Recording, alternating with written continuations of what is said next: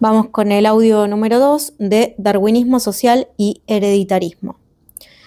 Uno de los principales hereditaristas de fines del siglo XIX fue Francis Galton, 1822-1911, primo de Darwin y uno de los pioneros de la psicometría. Galton fue un darwinista social y uno de los principales promotores de la eugenesia, de la cual ofreció la primera sistematización. La eugenesia consiste en la práctica de la selección artificial para conseguir la mejora biológica de la especie humana. Es eugenésico, pues, todo control de reproducción humana con fines profilácticos, terapéuticos o selectivos. Galton suele tratarse en historia de la psicología como creador de los test de inteligencia, aunque a veces se valora más positivamente la creación de los mismos que realizó un poco después en Francia Alfred Binet, orientados a la detección de niños subnormales para proporcionarles una educación especial. En todo caso, James McKen Cattell, quien acuñó la expresión test mental en 1890, importaría a los Estados Unidos las pruebas de Galton. Lo que buscaba Galton era un procedimiento de medición mental orientada a detectar un factor general de inteligencia, precursor del célebre factor G, definido por su seguidor Charles Spearman en 1904. De acuerdo con sus convicciones eugenésicas, Galton proponía utilizar las pruebas de inteligencia para averiguar quiénes debían emparejarse y, por tanto, reproducirse. No es casual que uno de los ámbitos en que se ha desarrollado el hereditarismo en psicología haya sido la psicometría, y en especial la medición de la inteligencia. Aquí, el antecedente del hereditarismo contemporáneo fue el inglés Cyril Burt, interesado también por la eugenesia. A principios del siglo pasado, conoció el trabajo de Galton y entró en contacto con Charles Spearman y Karl Pearson, otro de los padres de la psicometría. Burt realizó trabajos sobre la herencia del cociente intelectual que después de su muerte fueron objeto de una sonada polémica al ser acusado de inventar datos. En la década de los 70, la teoría hereditarista de la inteligencia se reactivó de la mano de los trabajos de autores como los norteamericanos Arthur Jensen y Richard Bernstein, o el alemán afincado en Inglaterra Hans Eysenck. Este último, alumno de Burt y quizá el más popular en los países de habla hispana debido a la traducción de varios libros suyos. En los años 70 y 80 fue bastante conocida la polémica de Eysenck con el norteamericano Leon Kamin, quien acusó a los defensores del hereditarismo de malinterpretar e incluso manipular datos, realizar generalizaciones indebidas y dejarse llevar por una ideología derechista, incluyendo prejuicios racistas.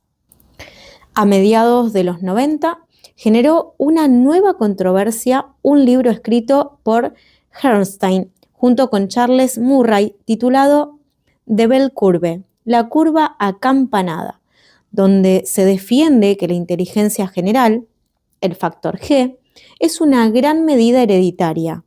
Se sugiere una relación entre raza e inteligencia, se plantea que existe una alta correlación entre inteligencia y nivel socioeconómico, y se plantea que los individuos más inteligentes tienden a ascender en la escala social, independientemente de su procedencia social. El hereditarismo ha recibido numerosas críticas.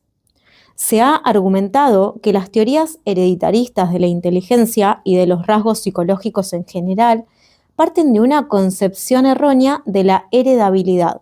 Asumen como incontrovertibles versiones cuestionables de la relación entre biología y comportamiento.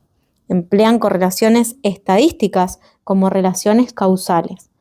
Dan por buena acríticamente la idea de que se puede medir la inteligencia y los rasgos psicológicos en general. Están preñadas de ideología, omiten los mediadores socioculturales del comportamiento, etc.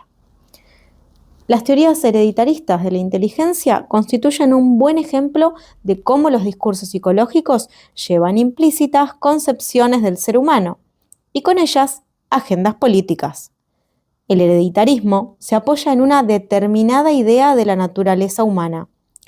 Así se han justificado científicamente el sexismo, el racismo o el clasismo. Bueno, último apartado del texto, el neodarwinismo y su crisis.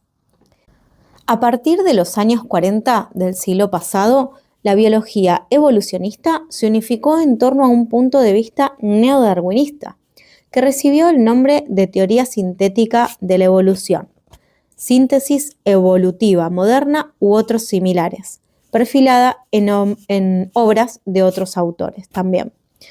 Esta teoría sintetizó el concepto de selección natural y los hallazgos de la genética que desde principios del siglo iban ligados al redescubrimiento de las leyes de Mendel y más específicamente a la formulación del concepto moderno de gen como unidad de transmisión de la herencia biológica. La imagen de la evolución resultante fue la de un proceso de variación de las poblaciones de organismos debido a mutaciones genéticas aleatorias y canalizadas por las presiones selectivas del medio ambiente. De modo que las nuevas especies habrían surgido de manera gradual y normalmente por aislamiento geográfico de las poblaciones. Los dos grupos aislados de una misma población se acaban convirtiendo en especies distintas debido a que dejan de cruzarse entre sí y la deriva genética, el cambio aleatorio en los genes, los transforma. La teoría sintética de la evolución adoptó la concepción de la selección natural como criba medioambiental de rasgos fenotípicos.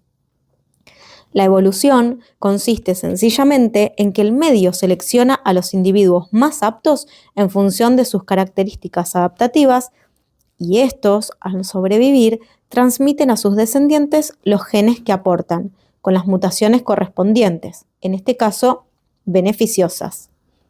Aunque no la eliminó del todo, la teoría sintética de la evolución arrinconó la problemática ligada al papel del comportamiento en el proceso selectivo.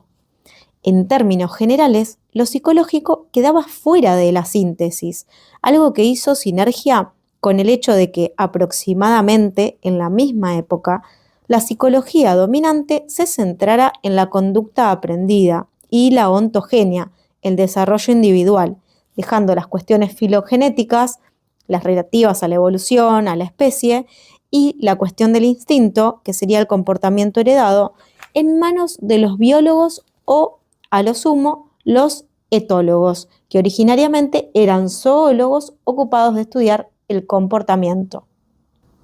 En cualquier caso, la evolución quedaba definida como el ordenamiento por selección natural de la variación genética, según resume Ernst Mayr. Ahora bien, neodarwinistas, como el propio Mayr, rechazaron por simplista la definición de la evolución como mero cambio de frecuencias genéticas en las poblaciones. Se trata de una concepción geneticista de la evolución, pues en última instancia reduce todo a los cambios genotípicos que la sociobiología presentaba explícitamente como una nueva síntesis. Trasladó al comportamiento en la década de los 70. Los sociobiólogos reducían toda la actividad del organismo a expresión de algo preformado genéticamente y con ello proporcionaban nuevos argumentos a la tradición hereditarista. En parte debido al malestar con la propensión geneticista del neodarwinismo y en parte por otras anomalías.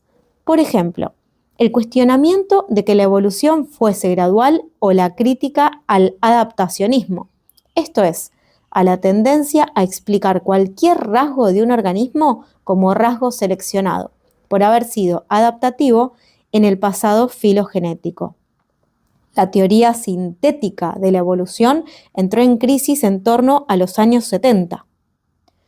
Uno de los aspectos de esta crisis tenía que ver con la posibilidad de que la definición de los rasgos adaptativos fuese circular.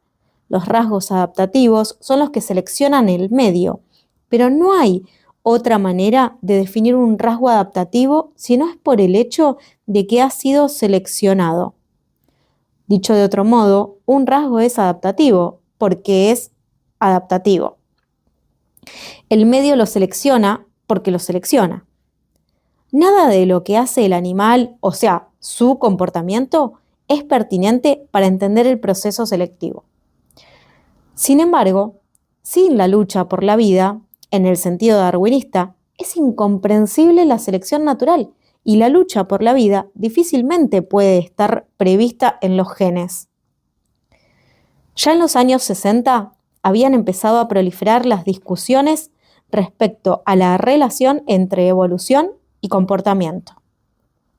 Una de las ideas en liza era que el comportamiento debe desempeñar funciones evolutivas, porque de hecho las desempeña en la adaptación, salvo que caigamos en la antedicha definición circular del proceso de selección natural. De acuerdo con algunos autores, la actividad de los animales define o contribuye a definir sus nichos ecológicos, es decir, sus ambientes, de modo que, según la expresión de Ernest Mayr, el comportamiento funciona como el marcapasos de la evolución. Ciertas perspectivas contemporáneas pretenden superar el neodarwinismo sin renunciar a sus hallazgos más sólidos. Así, pretenden ofrecer marcos teóricos que incorporen la actividad de los organismos como un factor a tener en cuenta, aunque la concepción de la misma es tan diversa o más que la existente en el seno de la propia psicología. En algunas de esas perspectivas se aprecia una sensibilidad sistémica cuyo origen histórico es la teoría de sistemas desarrolladas por el filósofo y biólogo austríaco Ludwig von Bertalanffy, quien pretendía elaborar una biología no reduccionista ni mecanicista que concibiera al organismo como un sistema abierto al intercambio con el medio a través de interacciones complejas a varios niveles. El enfoque Evo-Devo, biología evolucionista del desarrollo, representa una sensibilidad multidisciplinar que emergió en la década de los 80 y ha eclosionado hace alrededor de 10 años. Se nutre especialmente de la epigenética, esto es, el estudio de los procesos que modulan la actividad de los genes durante la ontogenia del organismo. Converge con algunos enfoques de la psicología evolutiva, en concreto con la teoría de los sistemas de desarrollo. Esta teoría cuestiona la dicotomía herencia-ambiente y a la hora de estudiar la ontogénesis pone el énfasis en la interacción entre los niveles molecular, celular, orgánico, ecológico, social y ambiental. Este tipo de enfoques da pie a la incorporación de la actividad de los organismos en la biología evolucionista, considerándola como un nivel de análisis más que interviene en la ontogenia. Si bien el comportamiento no se teoriza, en general, de forma específicamente psicológica, sino en términos de lo que los organismos hacen en su medio de acuerdo con el desarrollo de su propio sistema nervioso, en interacción con dicho medio. Ahora bien, puesto que el desarrollo del organismo ya no se entiende como algo que deriva de un material genético fijo que se relaciona con un medio físico dado, pierde sentido la idea de una base genética a partir de la cual pueden emerger características psicológicas a través de la maduración del sistema nervioso. Dado que se piensa más bien en términos de procesos ambientales, dinámicos y niveles diferentes de procesos fisiológicos, incluyendo algunos que atañen a la plasticidad del sistema nervioso. La ontogénesis del organismo se considera como un fenómeno multinivel en el cual interactúan el entorno, entendido como escenario de aprendizajes específicos, y disposiciones o recursos del organismo, abierto al aprendizaje. Los genes se limitan a mediar en dicha formación como un elemento más.